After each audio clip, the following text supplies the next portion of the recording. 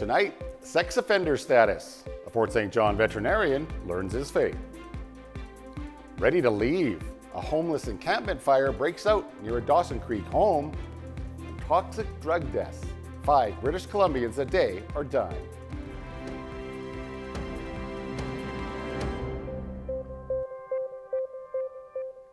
Good evening and thank you for joining us. And we begin tonight with a hearing for a Fort St. John veterinarian guilty of sexual assault. In April of this year, Judge David Simpkin sentenced Justin Sewell to house arrest for 2 years less a day. That prevented Sewell from having to serve federal prison time, which is what the Crown was asking for. When the decision was announced, many took to social media chastising the judge for what they called a slap on the wrist for a serious crime. Well, today, Judge Simpkin ruling Sewell does not have to register as a sex offender. As part of his sentence, he must provide a DNA sample. Back in 2022, Sewell pled guilty to 1 count of sexual assault and 2 counts of voyeurism in connection to a 2007 sexual assault in Charlie Lake. The Crown is also appealing Sewell's sentence. The appeal hearing will take place on July the 14th. A report from the Fort St. John RCMP showing overall crime is down this year compared to 2024. Despite the trend, the report shows a monthly increase in vehicle-related crimes from April to May of this year. Vehicle thefts are over $5,000 are up from 7 in April to 10 in the month of May. Half of those thefts, Ford pickups. Thefts from vehicles increased by 111%. The RCMP encouraging people to take the necessary precautions in order to avoid vehicle theft. The drug unit is currently working on 4 drug-related investigations. Mounties have 3 ongoing targeted shooting investigations. They say 1 may lead to the arrest of a repeat offender. Well, a fire at a homeless camp in Dawson Creek Tuesday night to tell you about. It happened in a heavily wooded area near 114th Avenue and 4th Street. The Dawson Creek Fire Department called to the scene just before 5, the fire destroying the camp as well as personal belongings. The blaze spreading into the canopy of nearby trees, fire crews knocking down the fire in less than 15 minutes.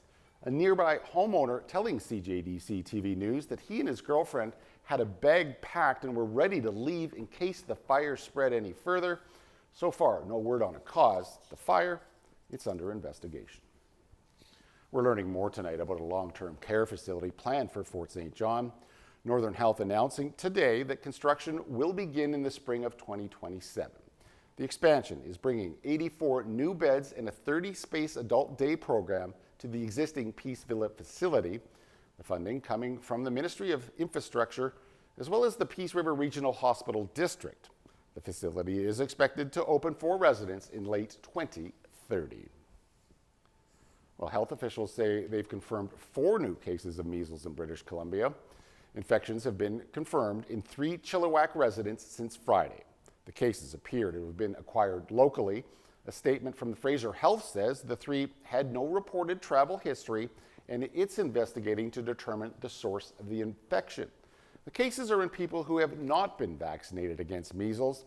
The latest infections come after the Interior Health Authority announced today it also had a confirmed case of measles in a person in Kamloops. That brings the total number of measles cases in British Columbia right now to 23. And people who have never had the infection or haven't received 2 doses of vaccine are higher risk of falling ill. Measles can cause complications like pneumonia and swelling of the brain, may even lead to death.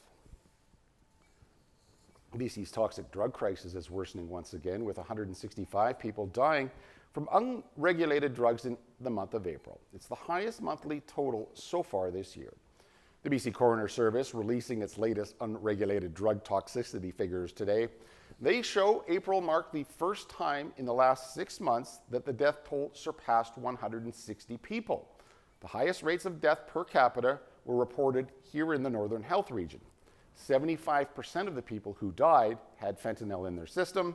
So far this year, the highest number of deaths were recorded in the Fraser and the Vancouver Coastal Health regions as the province continues to average more than 5 deaths a day. Both wildfire smoke and extreme heat can be detrimental to your health. Now, a new research from UBC shows what can happen when the 2 are combined. Researchers examined more than 21,000 deaths outside of the healthcare setting during wildfire seasons ranging from 2010 to 2022.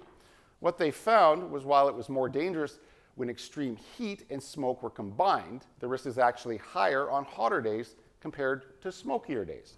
The study also found wildfire smoke can be damaging at lower concentrations than was previously expected. There's often a lot of focus on wildfire smoke on those days when the sky turns orange and everything smells like a campfire. But what we found was that there was risk on days where people might not even realize that it's a little bit smoky.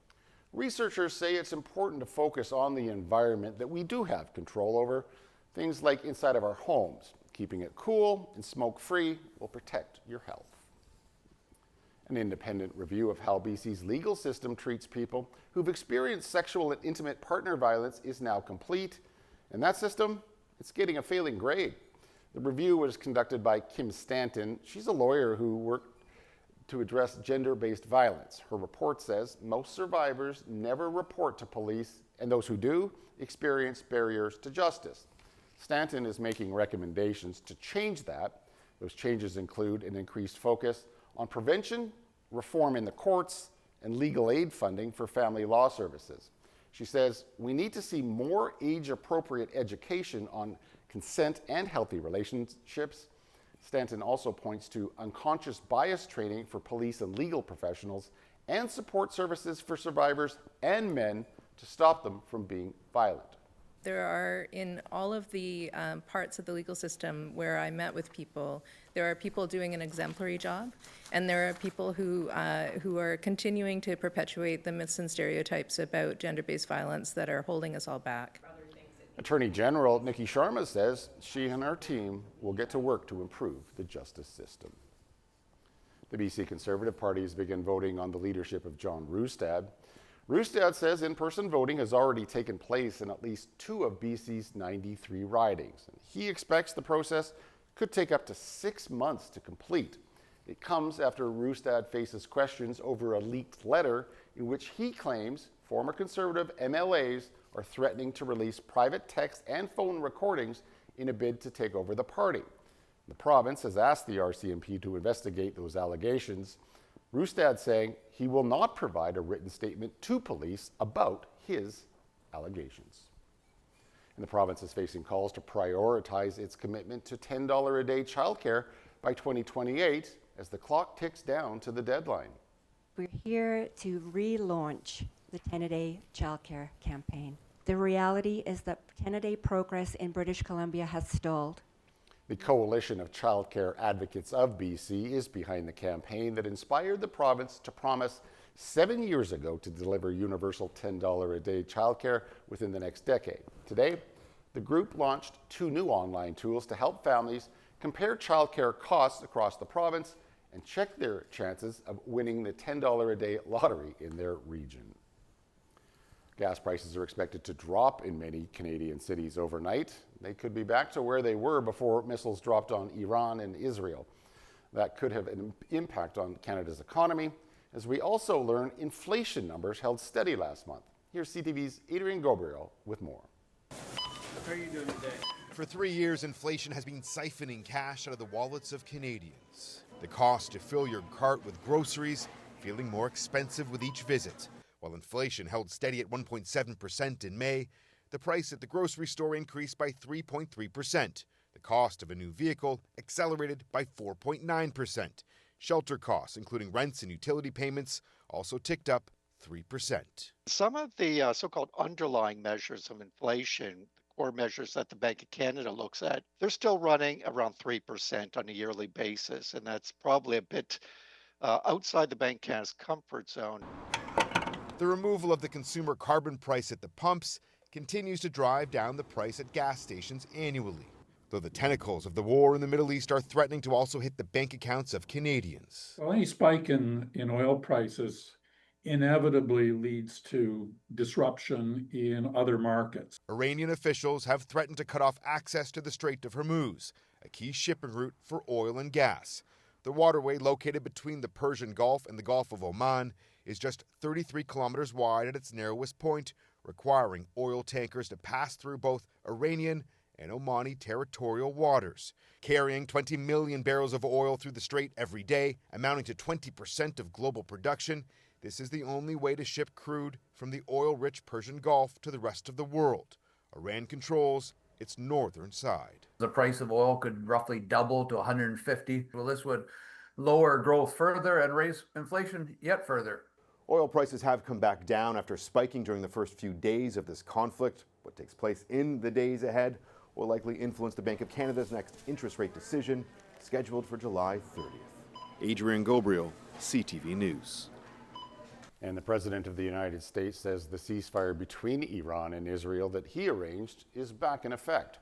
After a shaky start, the truce seems to be holding after a furious Donald Trump lashed out at both countries. And he used some pretty colorful language to make his point. With more from Washington, here's Joy Melvin. After brokering a fragile ceasefire, the U.S. president visibly angry and let the F word fly. We basically have two countries that have been fighting so long and so hard that they don't know what the they're doing. Do you understand that? Sending a message to warring nations, Israel and Iran, to knock it off. I think they both violated it. I don't think I'm not sure they did it intentionally. They couldn't rein people back. I don't like the fact that Israel went out this morning at all, and I'm going to see if I can stop it. After agreeing to Donald Trump's ceasefire overnight, the Israeli army struck hard at Iranian government targets, including a radar site north of Tehran. And Israel says it struck back too, after Iranian missiles had been fired in the south, killing 4 Israelis. The president trying to hold this truce together, telling reporters he was firm, demanding Israel's prime minister bring back its planes and stop the bombing. Tired of it. I think they don't want it to happen again. And Iran's not going to have a nuclear weapon, by the way.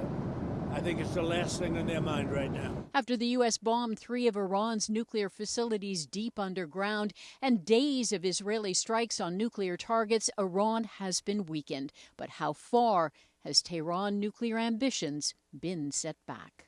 Is there any highly enriched uranium left? And are there any of these centrifuges left as well? That's a big question. And an early U.S. intelligence report suggests that America's bunker-busting bombs may not have destroyed Iran's nuclear sites. This is at odds with the president, who insists they were completely obliterated. Joy Malvin, CTV News, Washington. Canadian Prime Minister Mark Carney arrived in the Netherlands today ahead of the NATO Leaders Summit.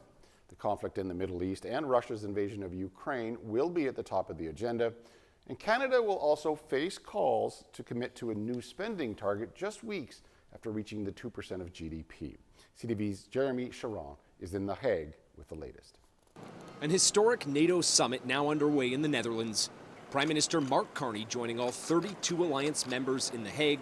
Thank you personally for your meeting with many today for bilateral meetings. handshake. Okay, very good. The summit set to focus on a new defense investment plan aimed at increasing NATO's collective readiness. And it's important to be clear what we are potentially, and I think likely to all agree tomorrow, which is, and let's take the 5% of GDP figure, which is a big, huge, big number.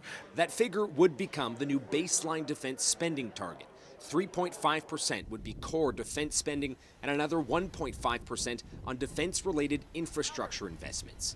The increase would cost Canada tens of billions more a year. How much is it actually for you? 5% of our GDP would be about $150 billion. I mean, that's a lot. It's a lot of numbers. Per year? Per year. But a timeline to get to it is the next big question, and Canada's Foreign Affairs Minister says it will be an important part of the conversation. And one of the dates that is being proposed is 2029. And we like to see steps along the way where there can be a re-examination of whether this is the right approach. But Canada arrives at the summit having only just committed to meet the current 2% target this fiscal year. And some suggest Carney's government has work to do to re-establish Canada's reputation on the issue. Canada's credibility collectively and the Canadian reputation that Mr. Carney inherited when he became Prime Minister is far from great on this issue. An official decision on increasing the alliance's defense spending commitment will come tomorrow, when all 32 member nations sit down for the summit's main meeting, where support for Ukraine is on the agenda too. Jeremy Sharon, CTV News, The Hague. All right, please do stay tuned. I'll be right back with weather after the break.